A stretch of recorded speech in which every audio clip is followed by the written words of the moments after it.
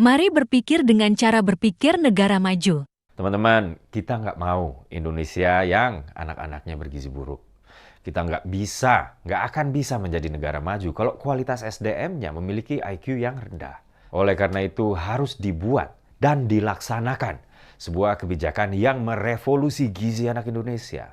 Selain anak, juga ibu hamil ya adalah penerima manfaat dari program ini karena mencegah stunting dimulai dari saat si ibu sedang mengandung si anak. Jadi sejak saat si ibu mengandung ya hingga saat anak ini tamat SMA atau SMK.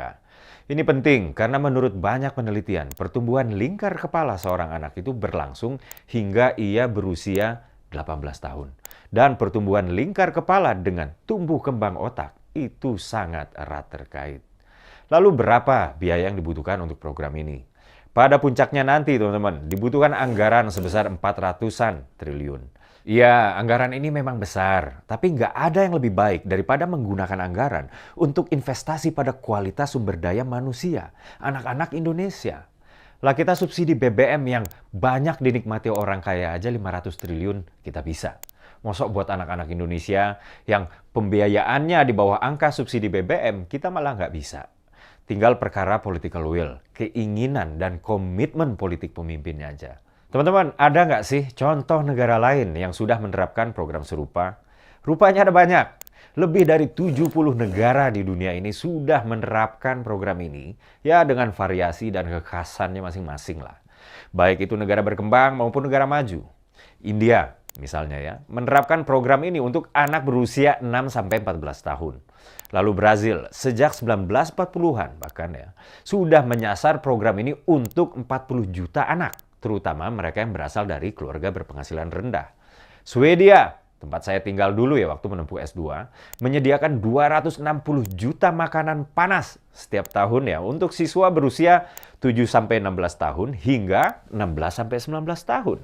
Teman-teman, menurut berbagai penelitian, program ini berhasil mengangkat pendapatan seumur hidup si anak melalui manfaat-manfaatnya ya sebesar 6% ketika mereka sudah tumbuh nanti. Rasio manfaat terhadap biaya program makan siang gratis ini adalah 7:1. Jadi setiap sen yang diinvestasikan akan berdampak positif senilai 7 kali lipat dari yang dikeluarkan.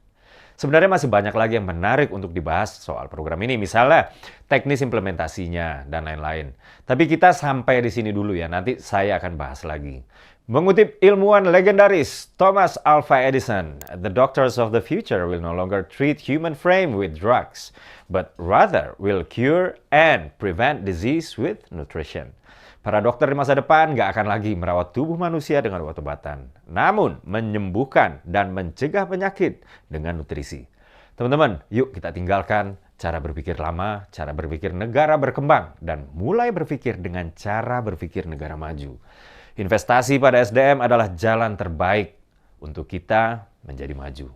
Saya Dedek Prayudi. Wassalamualaikum warahmatullahi wabarakatuh.